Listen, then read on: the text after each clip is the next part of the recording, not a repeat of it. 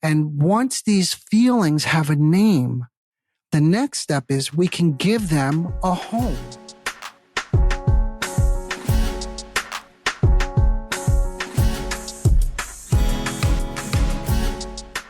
Hello, everyone. Welcome to the Narcissism Dakota. I'm your host, Dr. Anthony Mazzella.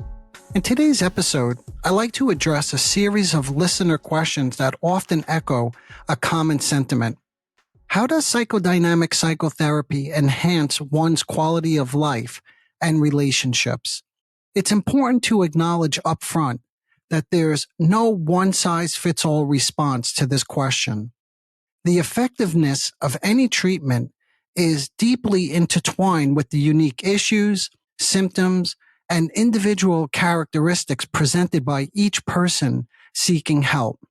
For those of you who have listened to prior episodes, you may recall that in almost every episode, I discuss a treatment approach for that topic at hand.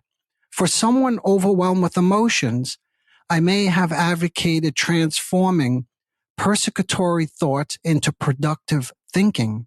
Additionally, I have discussed the punitive superego and malignant introject in depression.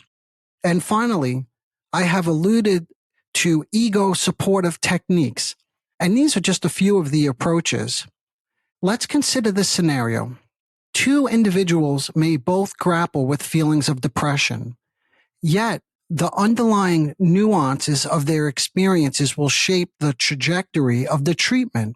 In essence, the therapeutic process is tailored to the specific needs and circumstances of each individual and each different, and I quote, type of depression.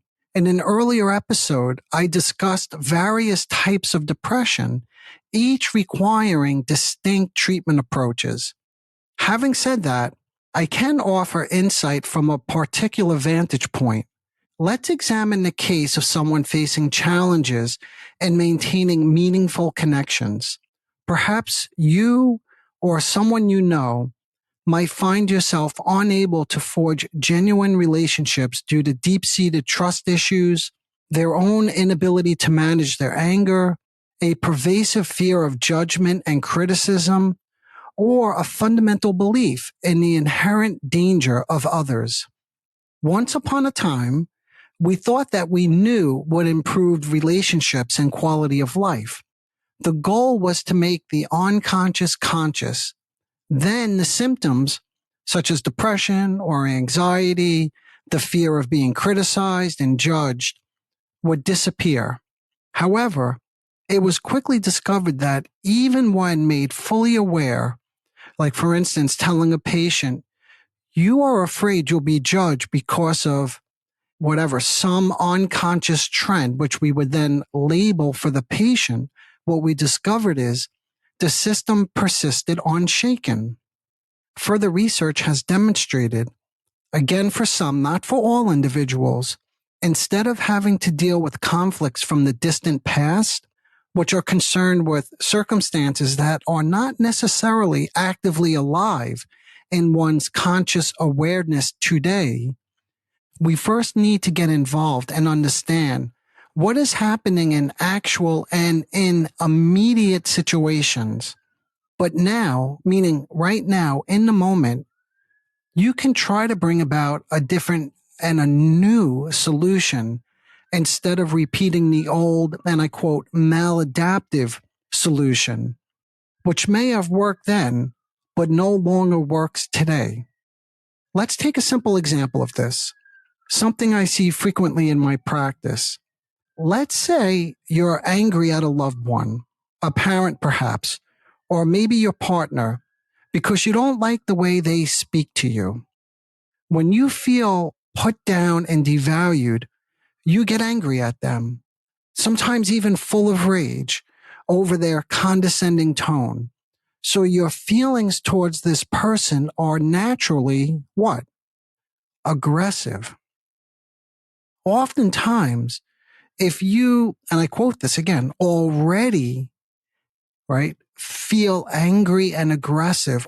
In other words, if you are carrying around past anger or resentments, the next event will be projection of this aggressive feeling into the environment.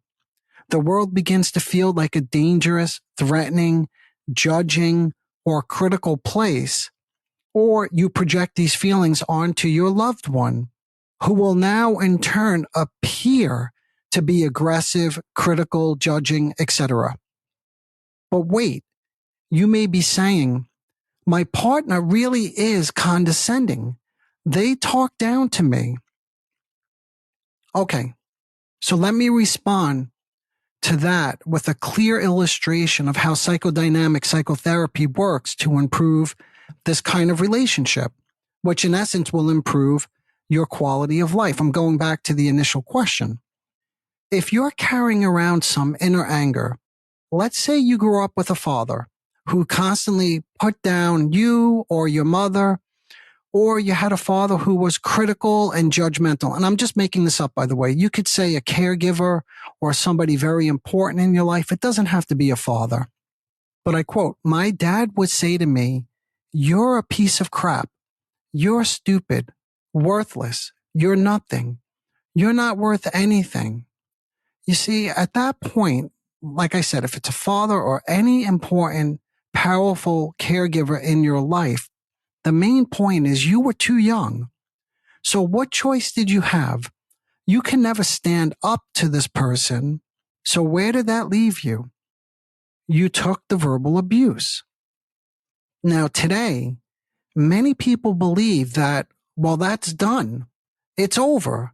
That was a long time ago. And I'm over that. Or I don't care. And what does this have to do with anything today? But unless you had an enormous amount of resilience, most kids who grow up enduring this kind of verbal abuse carry with them, even to this very day, a feeling that may look something like this. Quote, I'm not worth anything, unquote. And of course, this can take on many different forms and derivatives. Any negative way that one would talk to oneself could be a derivative of this earlier situation that I just described.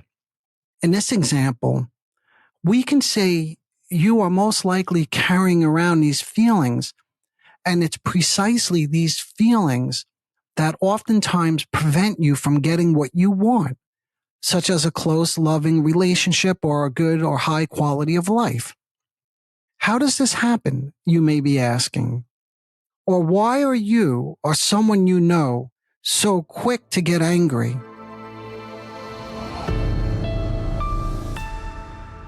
Today, not like when you were a child, when the loved one is felt or is perceived, and I should put emphasis on is felt or is perceived as dangerous, hostile, critical, or destructive, this causes you to adopt an even more aggressive and destructive attitude towards them in self-defense. There's this old saying, the best defense is a strong offense. In my field, the field of psychoanalysis, we refer to this feeling, this perception, this conviction that someone is judging, criticizing, or doesn't care about you as the vicious projection, introjection cycle. And I'll break that down. In short, what this means, if you were ill-treated by an important and powerful caregiver and you have not yet worked through this and put it to rest, any number of things can become of this anger. For example, you may not even be aware of the anger. Remember what I said earlier. This was a long time ago. What does that have to do with today and with how I'm feeling now?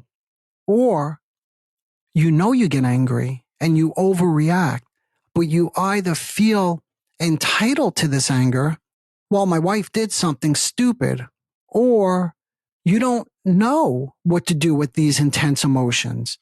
You don't know how to process or work them over emotionally. Maybe you don't even know what I'm referring to when I say process the emotions and work them over. In other words, the emotions are in control of you. You are not in control of the emotions. Finally, You may not experience any anger, but everyone else is always angry or out to get you with their criticisms and judgments. In this scenario, it's possible that you ejected, or more commonly known, I think you'll be familiar with this concept, or you project the anger into the world or into the people closest to you. And if I may digress for a moment, this is actually a partial response to the question, how does psychodynamic therapy work? Before you can work through and process feelings, you must first accurately identify and label what you are feeling. Remember, I said a moment ago, it's one of the possibilities with the anger is you're not even aware that you're angry. When engaged in a therapeutic process, you begin to learn more about what you're feeling and therefore gain insight into the underlying dynamics shaping your experiences and behaviors. Okay, back to projecting your unknown or unnamed feelings. This gets the anger out of you, which is a relief to some extent. I should say a temporary relief, but it also then puts it on somebody else, perhaps a loved one. The problem with this solution is you are then left feeling that your loved one is angry, critical, judgmental, and is attacking you. When taken to an extreme, and I talked about this in an earlier episode, some people can't even leave their apartment. They can't leave their house because they're so convinced that people are watching, judging, or are angry at them.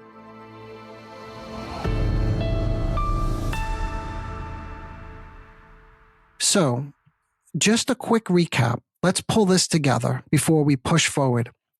If you are carrying around an unusual amount of unresolved anger, through the process of projection, you eject this feeling, imagine, and actually become convinced that other people, a loved one perhaps, is attacking you in some way.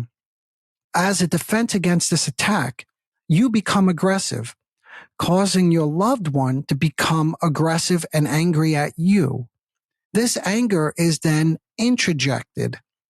This is what you take in, since this is what now surrounds you. So now you take in this angry, critical voice, which, by the way, is already inside you. So now we see in this whole process, nothing has changed. With introjection, your inner world becomes populated with judging, hostile, persecutory objects, which then, of course, need to be projected again. Anyway, I think you can see how this goes around and around in an unrelenting way. But this is the projection, introjection cycle that I mentioned earlier. Your subjective experience of your external reality becomes further and further removed from objective reality. So, in terms of how psychodynamic therapy works and improves relationships, once we can recognize this pattern, this projective, introjective, vicious, destructive cycle, now there's hope.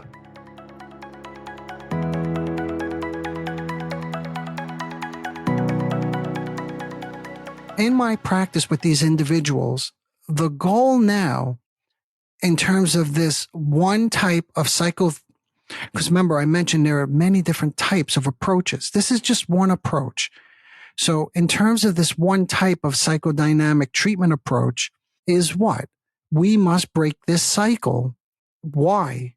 So you could be less frightened of this inner conviction of badness and then therefore when projected of danger.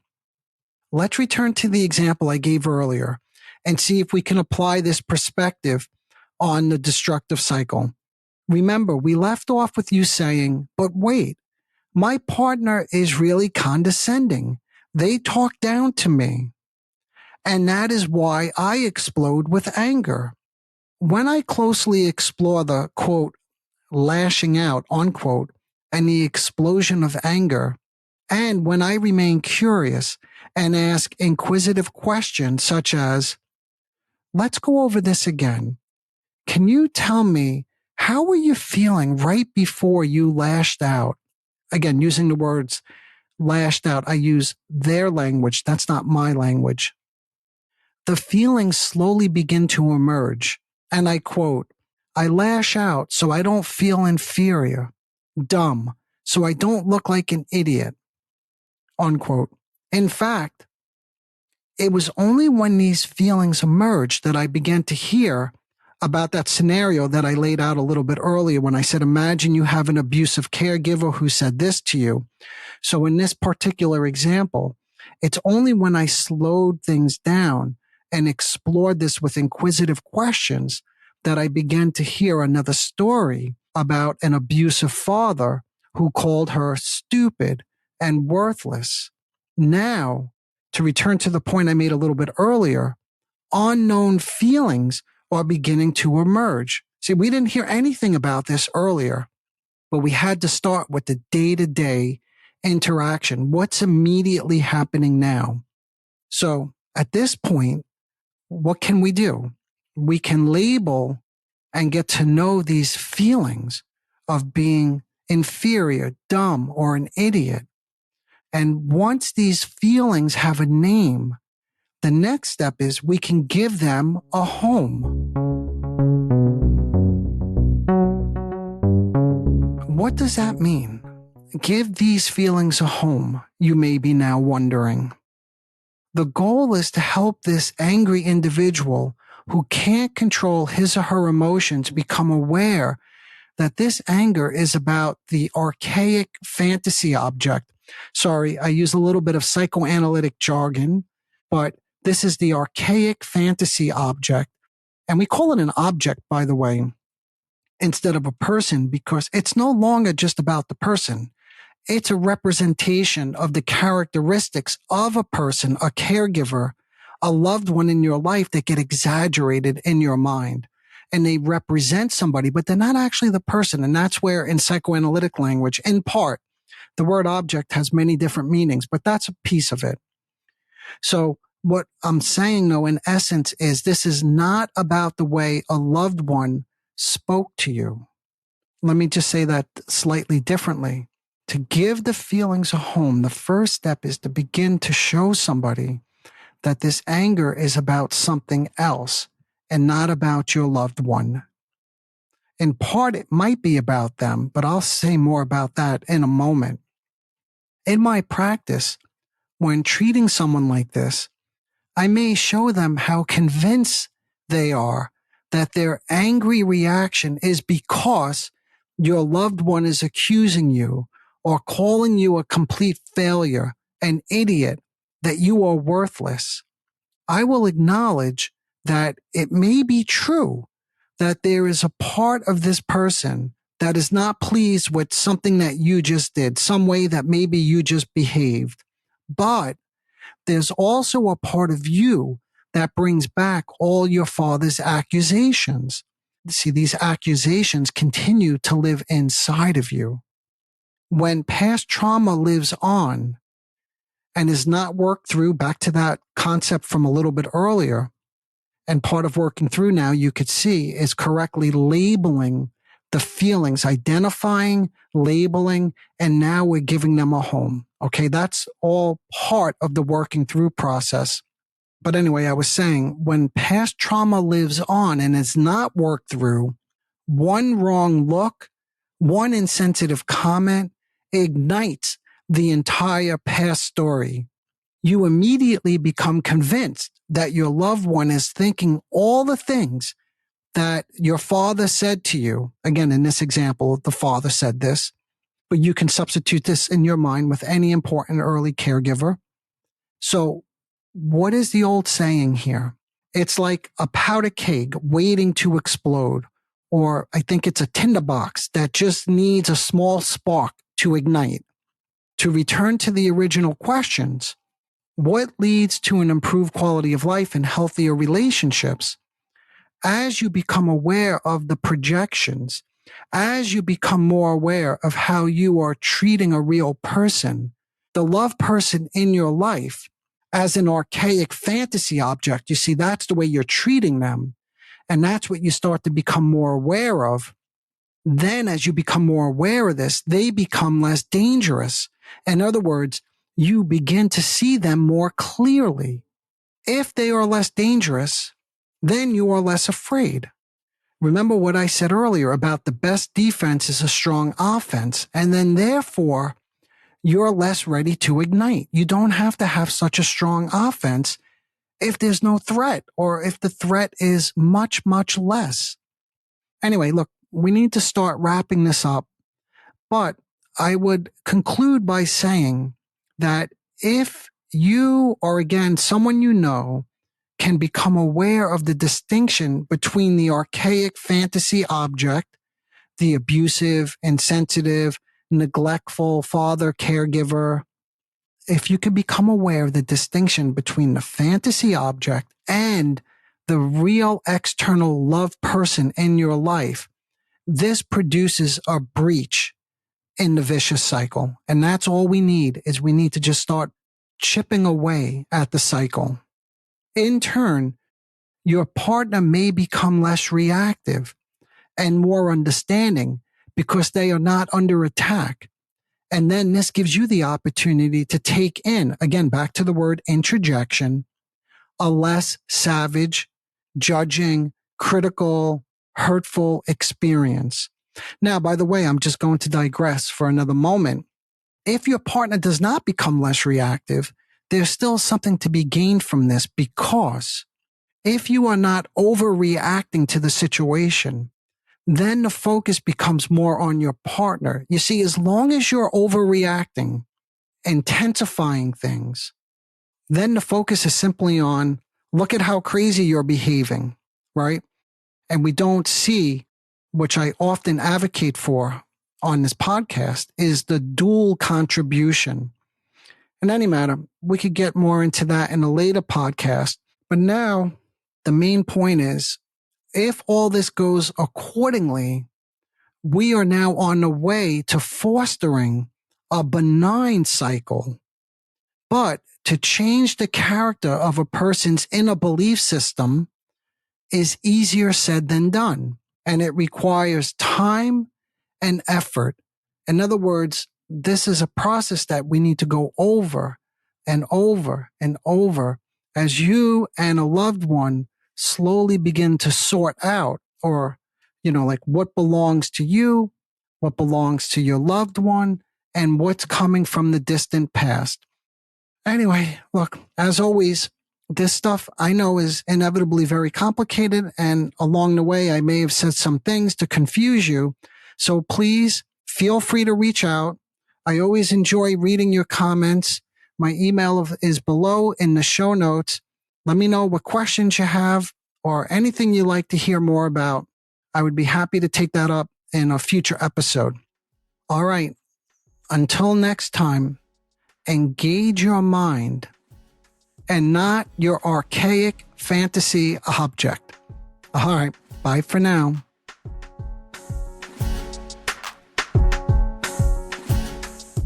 Disclaimer alert. The Narcissism Dakota podcast is provided for general information purposes only. The content presented in this podcast is not intended to diagnose, treat, or cure any psychological condition related to narcissism. The content on this podcast should not be considered a substitute for professional medical advice, diagnosis, or treatment. For specific advice pertaining to narcissism or any other psychological condition, you could reach me directly. I am an experienced mental health practitioner who is always taking on new patients. If you would just like a consultation, I can do that too.